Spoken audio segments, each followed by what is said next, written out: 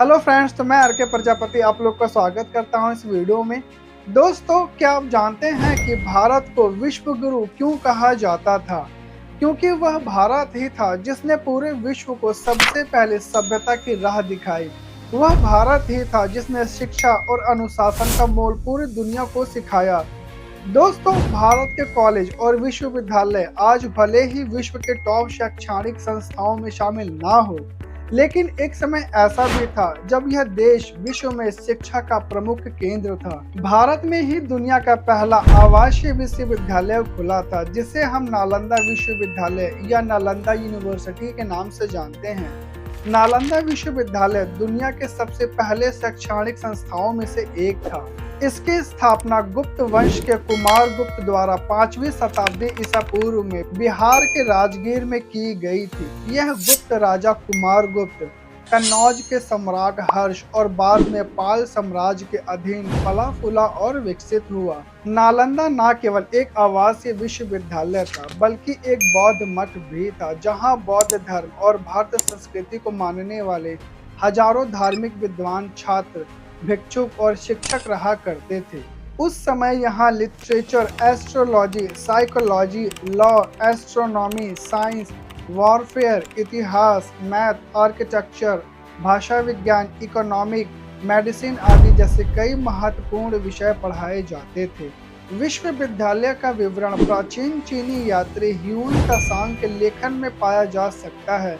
उनके अनुसार उस समय नालंदा में विभिन्न देशों के लगभग 10,000 छात्र और 2,000 धार्मिक विद्वान शिक्षक थे। प्रसिद्ध गणितज्ञ और खगोल शास्त्री आर्यभट्ट इस विश्वविद्यालय के प्रमुख थे।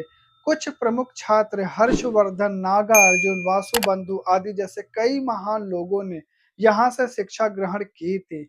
नालंदा का पुस्तकालय, जिसे धर्मगंज, सत्य का पर्वत या सत्य का खजाना के नाम से जाना जाता था, उस समय यह दुनिया में बौद्ध ज्ञान का सबसे प्रसिद्ध भंडार था। नालंदा पुस्तकालय में 9 मंजिलों जितनी ऊंची 3 मुख्य इमारतें थी, जिन्हें रतन सागर, रत्नौधी, रतन रंजक यानी कि रत्नों का सागर के नाम से जाना जाता था। नालंदा विश्वविद्यालय को वास्तुकला की एक उत्कृष्ट कृति माना जाता था और इसकी पहचान एक ऊंची दीवार और एक द्वार से थी।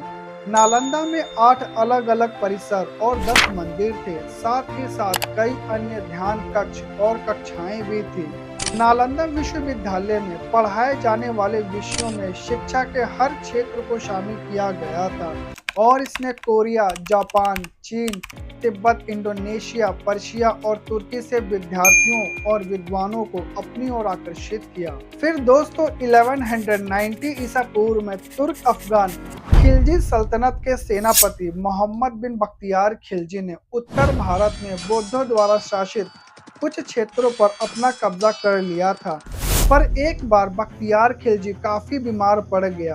उसने अपने हकीमों से अपना काफी इलाज करवाया, मगर वह ठीक नहीं हो सका और मरने की स्थिति में पहुंच गया।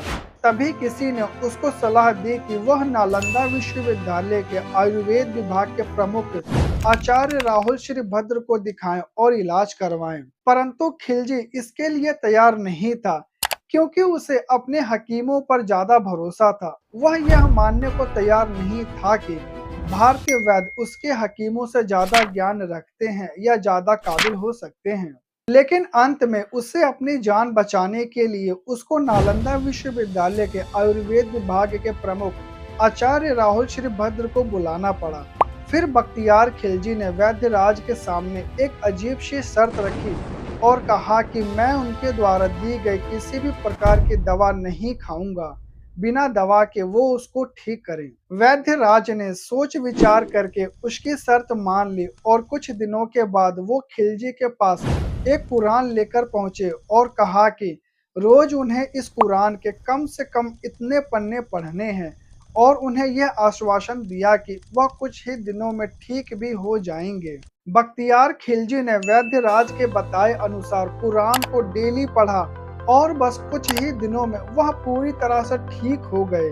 ऐसा कहा जाता है कि राहुल श्रीभद्र ने कुरान के कुछ पन्नों पर एक दवा का लेप लगा दिया था। आचार्य राहुल श्री भद्राचार्य जी जानते थे कि बख्तियार खिलजी किताब पढ़ते वक्त पेजों को पलटने के लिए उंगलियों पर थूक लगाया करता था। वह थूक के साथ उन पन्नों को पढ़ता गया और ठीक होता चला गया। खिलजी इस तथ्य से परेशान रहने लगा कि एक भारतीय विद्वान और शिक्षक को उनके हकीमों से ज्यादा ज्ञान था, जिस बात से वह काफी नाराज हुआ और चिढ़ने लगा।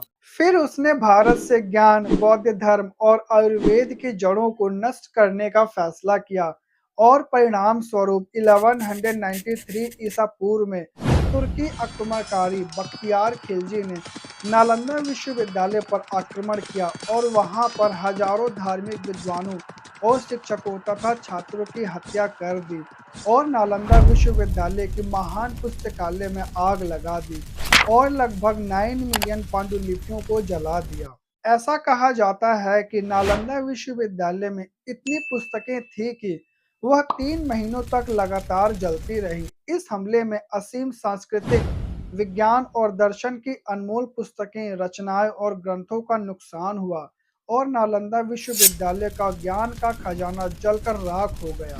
तो दोस्तों, आज की वीडियो में फिलहाल इतना ही। अगर आपको आज की हमारी वीडियो अच्छी लगी हो तो आप इस वीडियो को लाइक, कमेंट और शेयर करना मत भूलिएगा। तो चलिए दोस्तों, आपसे फिर मिलेंगे बिल्कुल नई और एक इंटरेस्टिंग टॉपिक के साथ। तब तक के लिए बाय बाय, टेक केयर, धन्यवाद।